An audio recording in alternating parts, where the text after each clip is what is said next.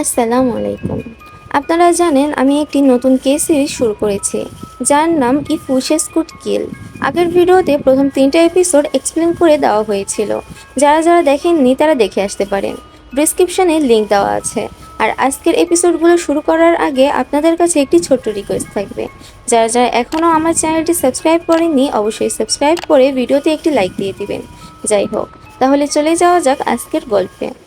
আগের এপিসোডে আমরা দেখেছিলাম সিয়ার টাইমার অফ করার জন্য হায়ং তাকে কার্সড ওয়ার্ল্ডে পাঠায় এবং 3টি দরজা খোলার জন্য বলে, কিন্তু তৃতীয় দরজাটি খোলার আগে সে ওই আত্মাটির ফাঁদে পড়ে যায়, যেখান থেকে হায়ং তাকে বাঁচিয়ে নিয়ে আসে।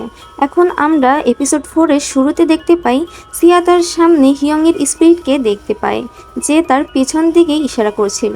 পিছু ফিরতি সিয়া আরেকটা মেয়েকে দেখতে পায় যে হিয়ংয়ের মতো স্কুল ড্রেস পরেছিল।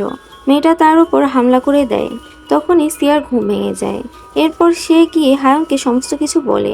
হায়ং বলে তাহলে হতে পারে ওই কার্সের পেছনে কোনো 2জন মানুষের হাত আছে। এরপর বলে যে কার্সড ওয়ার্ল্ডে গিয়ে তোমার ওই মেহং নিয়ে আসা অনেক রিস্ক হয়ে যাবে, তাই তোমাকে এখন বাস্তব দুনিয়ায় ওই মেহং অর্থাৎ ওই ফোনটা খুঁজে বের করতে হবে। আর এসবে ওয়াং তোমাকে সাহায্য করবে। আর এই সমস্ত কিছু চলাকালীন তুমি কারো কোনো টেক্সট বা কলের রিপ্লাই করবে না। এরপর যাবার আগে হায়ং সিয়ার হাতে একটা সাদা রশির ব্রেসলেট বেঁধে দেয় আর বলে এটা তোমার হাতে যতক্ষণ থাকবে কোনো খারাপ স্পিরিট তোমার ক্ষতি করতে পারবে না। এরপর তারা 3জন বেরিয়ে পড়ে। তবে মাঝ রাস্তা থেকে হাজং আবার ফিরে আসে। সে তার বোনকে ধন্যবাদ জানায়। এটা বলে সে আবারও চলতে শুরু করে। সে এসে ওয়াংকে জিজ্ঞাসা করে আমার বোন কি কখনই ওই বাড়ি থেকে বের হতে পারবে না। ওয়াং বলে সে বের হলে এটা তার বডি সহ্য করতে পারবে না, তবে আমরা খুব শীঘ্রই কোনো উপায় খুঁজে বের করব, কিন্তু আমরা বুঝতে পারি না এমনটা হওয়ার পেছনে আসলে কারণটা কি। যাই হোক, এবারে তারা 3জন হাজনের বাড়ি যাওয়ার জন্য বেরিয়ে পড়ে। এদিকে গিয়ং উ হসপিটাল থেকে লুকিয়ে সিয়ার সাথে দেখা করতে চলে আসে। তবে সিয়ার বাড়িতে তো নারী আগে থেকেই ছিল। গিয়ং উ তখন তাড়াতাড়ি তাকে লুকিয়ে ফেলে, কারণ পাশের ঘর থেকে আরেকজন বের হচ্ছিল। এদিকে এরা 3জন হাজনের বাড়িতে চলে আসে। হাজন এখানে ইয়ং এর ল্যাপটপের হিস্ট্রি চেক করছিল। ওই যে ইয়ং তাকে ল্যাপটপ ঠিক করতে দিয়েছিল, পরে তো সে এটা আর নিতেই পারলো না। এরা এখানে জানার চেষ্টা করছিল যে ইয়ং ওই ক্রিকো অ্যাপ কোথা থেকে পেল। তারা জানতে পারে ইয়ং ডিসকোডে কানেক্টিভ ছিল। এরপর তারা তার ডিসকোড চেক করতে থাকে। তখন মিনজো নামের একটা ছেলের কাছ থেকে কল আসে। হাজন মাইক অফ করে ইয়ং সেজে তার সাথে কথা বলতে থাকে। মিনজু বলছিল যে আমি তো অনেক ভয় পেয়ে গিয়েছিলাম, কারণ তোমাকে নিয়ে কথা ছড়াচ্ছে তুমি নাকি মরে গিয়েছো। এপাশ থেকে হাজন বলে আরে এসব বাদ দাও, তো চলো আমরা দেখা করি। মিনজু বলে ঠিক আছে, আমরা সব সময় যেখানে দেখা করতাম সেখানেই চলে এসো। এবার এরা 3জন তো পড়ে যায় বিপদে, কারণ এরা তো জানতো না যে সবসময় ইয়ং আর মিনজু কোথায় দেখা করত। তখন হাজন ম্যাপ চেক করে আর তারা জানতে পেরে যায় যে ইয়ং আর মিনজু একটা স্কুলের পাশের পার্কে দেখা করত। এদিকে নারী আর গিয়ং তখনও সিয়ার অ্যাপার্টমেন্টে ছিল। এখানে গিয়ং তার হারিয়ে যাওয়া মোবাইলটা খোঁজার চেষ্টা করছিল, তবে আমরা তো জানি এটা নারীর কাছে আছে। এদিকে তারা 3জন মিনজুর সাথে দেখা করতে চলে আসে। তবে মিনজু ব্যাপারটা বুঝতে পেরে যায় আর পালাতে শুরু করে। এভাবে অনেক ভাগাভাগি করার পর ফাইনালি এরা 3জন মিনজুকে ধরেই ফেলে আর জিজ্ঞাসাবাদ করতে শুরু করে। এখানে জানা যায় যে মিনজু ইয়ংকে পিল সাপ্লাই করত। এবার মিনজু গিরিকো অ্যাপের ব্যাপারেও বলে যে এই অ্যাপে উইশ চাওয়ার পর এর পরিণাম যে কী হয় সেটা তো ইয়ং এর জানার কথা ছিল, কারণ এই অ্যাপের লিঙ্ক সহ এই অ্যাপে কী কী হয় তা সমস্ত কিছু বিস্তারিতভাবে একটা পোস্ট করা হয়েছিল ডিসকর্ডে। তবে এটা পরবর্তীতে ওনার ডিলিট করে দিয়েছিল। সে আরও বলে সেই পোস্টে তোমাদের স্কুলেরই একটা হরর স্টোরির কথা বলা হয়েছিল। এখানে 2টা মেয়ে ছিল, সিয়ং আর হিয়ং। হিয়ং নাকি একটা সামানের মেয়ে ছিল। এবার সিয়া মিনজুকে বলে দেয় যে ইয়ং আসলেই মারা গিয়েছে, যেটা শুনে মিনজু অনেক কষ্ট পায়। তারপর তাদের সবাইকে আমরা গাড়িতে দেখতে পাই। হাজুন ইয়ং এর ল্যাপটপ দিয়ে ডিসকোডে সেই ডিলিট হওয়া পোস্ট তাকে রিকভার করার চেষ্টা করছিল। সেটা হয়েও যায়। এই পোস্টে একটা ছবি ছিল। এখানে মিনজু বলে দেয় কোনটা শিয়ং আর কোনটা হিয়ং। এবার ইয়ং মিনজুর কাছ থেকে সেই সামানের বাড়ির অ্যাড্রেস চায়। তবে মিনজু বলে আমি শুধু কোন এলাকা সেটা জানি, তবে কোন বাড়ি সেটা জানি না। পরের দৃশ্যে আমরা দেখতে পাই তারা 3জন হায়ংকে কল করে সমস্ত কিছু জানিয়ে দেয়। তখন সিয়া বলে আমিও তো আমার দুঃস্বপ্নে 2টা মেয়েকেই দেখেছিলাম।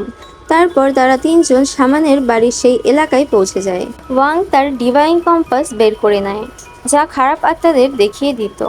এরপর ওয়াং সিয়া আর হাজনকে দেখিয়ে দেয় কোনো বাড়ির ওপর এমন কোনো কাপড় লাগানো থাকলে সেটাতে ঢুকবে না। এরপর তারা ওই এলাকার সবচেয়ে উঁচু জায়গাতে চলে যায়। পুরো এলাকা বন্ধ পড়েছিল, শুধু একটা মাত্র বাড়িতে লাইট জ্বলছিল। তারা সেখানে চলে আসে আর জানতে পারে এটা তো আসলে একটা শপ ছিল, যার ওনার ছিল একটা বৃদ্ধ মহিলা। তারা ওই শপ থেকে টুকটাক জিনিসপত্র কিনে নেয়। এরপর ওই মহিলার কাছে সামান আর তার মেয়ের ব্যাপারে জানার জন্য ওই বৃদ্ধাকে ছবি দেখালে বৃদ্ধা বলে আসলে হিয়ং না, সিয়ং সামানের মেয়ে ছিল। তবে এই বৃদ্ধা কয়েক বছর ধরে সিয়ংকে দেখে না, আর সামানও আগেই মারা গিয়েছিল। ওয়াং তখন তার কাছে ওই সামানের বাড়ির অ্যাড্রেস জানতে চায়। বৃদ্ধা বলে দেয় আর তারাও বেরিয়ে পড়ে। সিয়া জিজ্ঞাসা করে আমরা এই লবণ কেন কিনলাম। ওয়াং বলে লবণের মাধ্যমে খারাপ স্পিরিটদের দূরে রাখা যায়। এবার তারা সামানের বাড়িতে চলে আসে আর ওয়াংয়ের কম্পাসে সিগন্যাল আসতে থাকে। ওয়াং তখন হাজন আর সিয়াকে এক কর্নারে দাঁড় করিয়ে রেখে তাদের চারপাশে ড্যাগার দিয়ে একটা সার্কেল বানায়। এরপর দ্বিতীয় সার্কেল বানায় লবণ দিয়ে। এরপর তাদের এটার ভেতরেই থাকতে বলে সে বাড়ির ভেতরে ঢুকে পড়ে। এখানকার পরিবেশটা তার একদমই ভালো লাগছিল না। কম্পাসের মুভমেন্ট বন্ধ হয়ে গিয়েছিল, কিন্তু তারপরও সে পুরোটা বাড়ি সার্চ করার সিদ্ধান্ত নেয়। এদিকে হাজন সিয়ার কপালে থাকা একটা মশা মারতে গিয়ে তাকে সার্কেল থেকে বের করে দেয়। তখন সেখানে সেই দুইটা স্কুল গার্ল থেকে একজনের স্পিরিটকে দেখা যায়। এদিকে বাড়ির ভেতরে ওয়াং একটা সিক্রেট দরজা খুঁজে পায়, যেটা একটা ওয়ালপেপার দিয়ে ঢাকা ছিল। রক্তে ভরা তালিসমান ছিল সেখানে।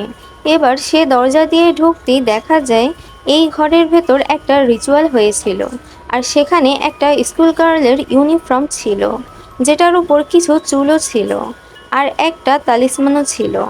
এবার সে তো এসবে কিছুই বুঝতে পারছিল না, তাই সব কিছুর ছবি তুলতে শুরু করে, যেন পরে হায়ংকে দেখাতে পারে। এবার সে এখানে একটা ছোট্ট জানালার মতো খুঁজে পায়, যেটার ভেতরে একটা মরা কাক ছিল। এদিকে সিয়া ওই স্পিরিটের পিছু করে, আর তার পিছু করে হাজন, মানে এরা দুজনই সার্কেলের বাহিরে ছিল। সিয়া দেখে ওই স্পিরিটটা মাটির দিকে ইশারা করছে। এরপর হঠাৎ সেটা গায়েব হয়ে যায়। তারা এরপর ওই জায়গা থেকে একটা মেয়ের স্কুল ইউনিফর্ম পায়, মানে বাড়ির ভেতরে একটা ইউনিফর্ম ছিল, আর এখানেও একটা। যাক, এই ইউনিফর্মের ভেতর থেকে তারা একটা ছবি খুঁজে পায়, যার মাঝে হিয়ং আর সিয়ং ছিল। তারা তখনই ওয়াংকে বাহিরে ডেকে নেয় আর সমস্ত কিছু বলে। পরের সিনে তারা তিনজনই গাড়িতে ছিল। এখানে ওয়াং হায়ংকে সেই সমস্ত ছবিগুলো পাঠিয়ে দেয়, যেগুলো দেখে হায়ং তো একেবারে অবাক হয়ে যায় আর বুঝতে পারে সিয়াংয়ের মা কোনো সামান ছিল না। ওয়াং বলে তুমি চাইলে আমি এটা বের করতে পারি যে তার মা কেমন ধরনের সামান ছিল। তবে হায়ং তাদের সাবধান করে বলে তোমাদের শুধু মেহংটা বের করতে হবে, বাকি কোনো কিছুতে তোমরা নজর দিও না। এদিকে হাজনের মাথায় একটা বুদ্ধি আসে, তারা যদি কোনো মতে গৃহ অ্যাপের সার্ভারের মাঝে ঢুকতে পারে, তাহলে তারা সমস্ত উইশের ভিডিও পেয়ে যাবে, যেগুলো আজ অবধি মানুষ পাঠিয়েছে। আর সেখানে হয়তো তারা সেই প্রথম উইশের ভিডিওটাও পেয়ে যাবে, যার মাধ্যমে এই পুরো খেলাটা শুরু হয়েছে। আর যদি তারা এই ভিডিওটা পেয়ে যায়, তাহলে ওই ভিডিওর লোকেশন ট্র্যাক করে তারা ওই ফোন অর্থাৎ ওই মেহুংটাও পেয়ে যাবে। তবে এখানে একটা সমস্যা ছিল, ভিডিওগুলো শুধুমাত্র কোনো রেজিস্টার সার্ভার থেকে ডাউনলোড করা যেত। সিয়া বলে ওঠে তাহলে আমরা কোচ ম্যামের কম্পিউটার ইউজ করতে পারি। এরপর তারা স্কুলে চলে আসে আর কোচের চলে যাওয়ার অপেক্ষা করতে থাকে। এবার কোচ চলে যাওয়ার পর ওয়াং গাড়িতে অপেক্ষা করছিল। এরা দুজন স্কুলের বাউন্ডারির নিচে যে ভাঙা ছিল সেটা দিয়ে স্কুলের ভেতরে ঢুকে যায়। আমরা তাদের কোচের কম্পিউটারের সামনে দেখতে পাই কম্পিউটারের পাসওয়ার্ড সিয়া জানতো। তারা গ্রিকো অ্যাপের সার্ভারে ঢুকে যায়। এখানে তারা সমস্ত উইশের ভিডিও পেয়ে যায়, যার মধ্যে একটা ছিল নারীর, যে দুজন মানুষের মরে যাওয়ার উইশ করেছিল, যাদের মধ্যে একজন ছিল ইয়ং, তবে দ্বিতীয়জন কে ছিল তা আমাদের বলা হয় না। এদিকে দেখি নারী আর গিয়ং সেই বাউন্ডারির ভাঙা দিয়ে স্কুলের ভেতরে আসে। এদিকে সিয়ার মাথায় একটা প্রশ্ন আসে, যদি নারী ইয়ংয়ের মৃত্যুর জন্য উইশ করে থাকে আর ইয়ংয়ের মৃত্যুর মাধ্যমে সেই উইশ পূরণ হয়ে থাকে, তাহলে নারী এখনও বেঁচে আছে কি করে। এই প্রশ্নের সাথে সাথে এপিসোড 4 এখানেই শেষ হয়ে যায়। এপিসোড 5-এ আমরা জানতে পারি নারী ইয়ং আর তার কাজিন ব্রাদারের মৃত্যু উইশ করেছিল, কারণ ক্লাবে আসার পর থেকে তাকে সে অনেক তুচ্ছ করে কথা বলছিল। আরও জানতে পারি নারীর কাজিন ব্রাদার এবং সিস্টার দুজনেই হিয়ং আর শিয়ং এর ব্যাপারে জানতো। ব্রাদার বলছিল নারী নাকি রেগে গেলে তাকে শিয়ংয়ের মতো দেখা যায়, আর ভয় পেয়ে গেলে নাকি হিয়ংয়ের মতো দেখা যায়। এরপরে যখন নারী উইশ করতে নেয়, তার কাজিন সিস্টার তাকে থামানোর চেষ্টা করছিল, কারণ তারও কোথাও না কোথাও এই গ্রিকো অ্যাপ নিয়ে মনে একটু একটু ভয় ছিল। তবে নারী ড্রাঙ্ক ছিল আর উইশ করেই ফেলেছিল। এবার পরদিন নারীর স্কুল আসতে দেরি হয়ে যায়। তবে যখনই সে আসে সে দেখে ইয়ং নিজেকে মেরে ফেলেছে। আর তখনই নারীর কাছে উইশ পূরণ হওয়ার নোটিফিকেশন আসে আর টাইমার শুরু হয়ে যায়। নারী তো অনেক বেশি ভয় পেয়ে যায়। পরে সে অনলাইনে জানতে পারে তার কাজিনও মারা গিয়েছে। বাথরুমে গিয়ে সে অনেক কান্না করতে থাকে আর অনেক বেশি বমিও হচ্ছিল। এরপর সে তার কাজিন সিস্টারকে বারবার কল করার চেষ্টা করছিল, তবে ওপাশ থেকে কেউ কল রিসিভ করে না। তখন নারী শুনতে পায় কিছু মেয়েরা তাকে আর তার মাকে নিয়ে উল্টোপাল্টা কথা বলছে। তবে সে রেগে বাইরে আসতে দেখে সেখানে তো কেউই নেই, মানে ওই আত্মা তার সাথেও শয়তানি করতে শুরু করে দিয়েছে। এবার পরে কি হয়েছে তা আমরা টুকটাক আগের এপিসোডে দেখেছি। পরে সিয়া বাড়ি যাওয়ার আগে সে তার কাজিন সিস্টারের কাছে আসে আর গাড়ির উপর উঠে সে তার ফ্রন্ট মিররও ভেঙে দেয় আর বলতে থাকে, আমি তো তখন ড্রাঙ্ক ছিলাম, কিন্তু তুমি তো ঠিক ছিলে। তুমি যদি আমাকে থামিয়ে দিতে তাহলে আজ না ইয়ং মরতো আর না আমাদের কাজিন মরতো। তবে তার বোন বলে, এই অ্যাপের ব্যাপারে আমি এতটা সিরিয়াস ছিলাম না, আর এই সব টাইমার তো আমি প্রথমবার দেখছি। এরপর বলে যে এই গ্রিগো অ্যাপটা আসলে তোমাদের স্কুলেরই একটা স্টুডেন্ট সিয়ং বানিয়েছিল, আর সবাই বলতো এই সিয়ংয়ের মা নাকি অনেক ভয়ানক একটা সামান ছিল। তাই যদি নিজেকে আর সবাইকে বাঁচাতে চাও তাহলে হিয়ংয়ের পিছনে না গিয়ে সিয়ংয়ের পিছনে যাও। এবার নারী সিয়ার বাড়ি যাওয়ার সময় তার হাজনের সাথে দেখা হয়ে যায়। সে তাকে বলে যে এই গ্রিগো অ্যাপের এত জটিলতার ব্যাপারে সে বিশ্বাস করে না। এখানে নারীও তাকে কিছু বোঝাতে চায় না, কারণ অবভিয়াসলি মানুষ তাহলে জিজ্ঞাসা করবে সে এটার ব্যাপারে কি করে জানে, আর তাহলে এটাও বেরিয়ে আসবে যে ইয়ংয়ের মৃত্যুর পেছনে কোনো না কোনোভাবে তারই হাত ছিল।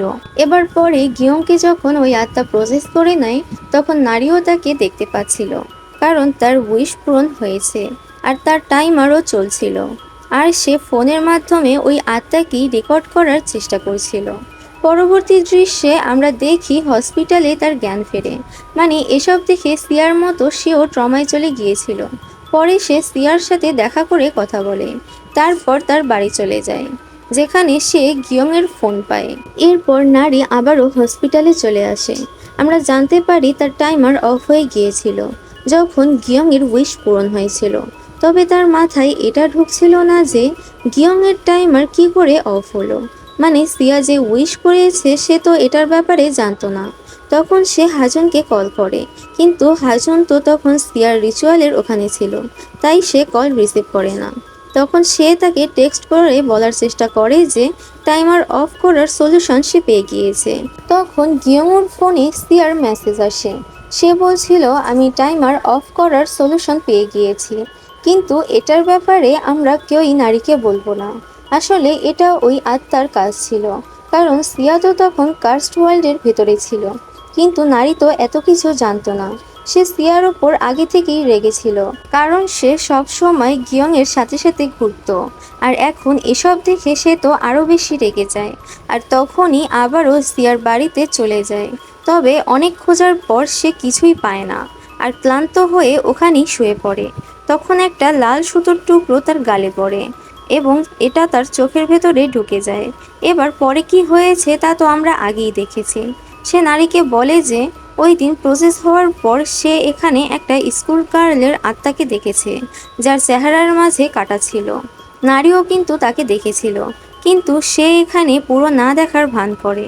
এখানে গিয়ং বলে যে সেই স্কুলের মেডিকেল রুমে গিয়ে কিছু কাগজপত্র চেক করবে। নারী কি তার সাথে যাবে? নারীও রাজি হয়ে যায়। আর এখানে ক্লিয়ার হয়ে যায় এপিসোড 4-এর শেষে আমরা কেন তাদের স্কুলে ঢুকতে দেখেছিলাম। কিন্তু এর আগে সিয়ার বাড়ি থেকে গিয়ং একটা সার্ভিস সেন্টারে যায় তার ফোনের লোকেশন ট্র্যাক করতে। সেখান থেকে জানা যায় তার ফোনটা লাস্ট টাইম তাদের বিল্ডিংয়েই অ্যাক্টিভ দেখা গিয়েছিল। এরপরে তারা স্কুলে চলে আসে। গিয়ং নারীকে বলে যে মেডিকেল রুমে এই সমস্ত স্টুডেন্টদের রেকর্ড থাকে যাদের এই স্কুলে বসে শরীরে ক্ষত হয়, তাই আমরা হয়তো এখানে ওই মেয়েটার রেকর্ডও পেয়ে যাব আর জানতে পারবো সে আসলে কে। এরপর সে নারীকে এটাও বলে দেয় যে সে আর সিয়া এখন ডেট করছে। কনফার্মেশন পেয়ে নারী তো এবার সিয়ার উপর আরও বেশি রেগে যায়। পরের সিনে তারা মেডিকেল রুমের রেকর্ডও পেয়ে যায়। গিয়ং এর দেখা আত্মাটির গালে কাটা ছিল আর তার নাম ছিল সিয়ং। মানে এতদিন ধরে যে তাকে হন্ট করছিল সেটা আসলে হিয়ং না, সিয়ং ছিল। এবার সিয়ং এর নাম শুনে নারী ফাইলটা ভালো করে দেখতে চায়, তবে তখনই গিয়ং সেটা ছিঁড়ে নিজের পকেটে ঢুকিয়ে রাখে আর বলে সে খুব ভালো করে জানে নারীও সেই দিন ওই আত্মাকে দেখেছিল। এবার নারীও বলে সেও জানে সিয়া আর গিয়ং এই স্পিরিট থেকে বাঁচার চেষ্টা করছে আর সেটার ব্যাপারে নারীকে না বলার প্ল্যান করে রেখেছে। তবে গিয়ং বলে এটা অসম্ভব, কারণ আমি আমার ফোন আর সিম কার্ড সার্ভিস সেন্টারে গিয়ে একদম সার্ভার থেকে অফ করে দিয়েছি। এখন ওই সার্ভিস সেন্টারে যাওয়া ছাড়া ফোন অন করা একদমই ইম্পসিবল ছিল। এবার নারীও দেখে ফোন তো আসলেই অফ। এসবে সে আরও বেশি ডিস্টার্ব হয়ে যায় আর পাগলামো করতে শুরু করে। কিয়ংকে আহত করে দিয়ে সে ওখান থেকে বের হয়ে যায় আর আমরা বুঝতে পারি সিয়ংয়ের আত্মা তাকে প্রজেস করে নিয়েছে। এদিকে ওয়াং এর কম্পাস মুভ করতে শুরু করে আর সে আত্মাটিকে খুঁজতে বেরিয়ে পড়ে। এদিকে ইয়ং দরজা ভেঙে পালানোর চেষ্টা করছিল, তবে দরজার বাহিরে সিয়ংয়ের আত্মা দাঁড়িয়েছিল। সে পালানোর চেষ্টা করে, তবে ওই আত্মা তাকে ধরে প্রায় মেরেই ফেলছিল। তখনই ওয়াং সেখানে আসে তাকে বাঁচিয়ে নেয়, তবে সিয়ংয়ের আত্মা ওয়াংয়ের এক চোখে আঘাত করে পালিয়ে যায়। এদিকে হাজুন আর সিয়া কোচ ম্যামের কম্পিউটার থেকে গ্রিকো অ্যাপের সার্ভারে সমস্ত ভিডিও ডাউনলোড করে নেয়। অপরদিকে ওয়াং সিয়াংয়ের আত্মাকে দেখতে শুরু করে। এই ব্যাপারটা কিন্তু শকিং ছিল, কারণ এতদিন আমরা দেখেছি যাদের উইশ পূরণ হতো তারাই শুধু ওই আত্মাটিকে দেখতে পেত। এখানে ওয়াং কিভাবে দেখতে পাচ্ছে। এদিকে সিয়া আর হাজন জানতে পেরে যায় যে নারী আসলে ইয়ং এর সাথে তার কাজিনের মৃত্যুর উইশ করেছিল, আর এরই সাথে এই এপিসোড 5 শেষ হয়ে যায়। বাকি এপিসোডগুলো আমি নেক্সট ভিডিওতে আপলোড করে দিব। আজকের এই দুটো এপিসোড আপনাদের কাছে কেমন লেগেছে তা কমেন্টে জানাতে ভুলবেন না। ভালো লেগে থাকলে একটি লাইক দিয়ে দিবেন আর আমার চ্যানেলে নতুন হয়ে থাকলে অবশ্যই সাবস্ক্রাইব করে পাশে থাকা বেল আইকনের অলে সেট করে রাখবেন, কারণ আমি এই চ্যানেলে আপনাদের পছন্দের মুভি, ড্রামা ও সিরিজ এগুলো আপলোড করতে থাকি। সাবস্ক্রাইব করা থাকলে নেক্সটে আমি যখন কোনো ভিডিও আপলোড দিব তখন তার নোটিফিকেশন আপনারা সর্বপ্রথমেই পেয়ে যাবেন। আজকের জন্য এ পর্যন্তই, দেখা হবে নেক্সট ভিডিওতে। ততক্ষণের জন্য সবাই ভালো থাকবেন, সুস্থ থাকবেন। আল্লাহ হাফিজ।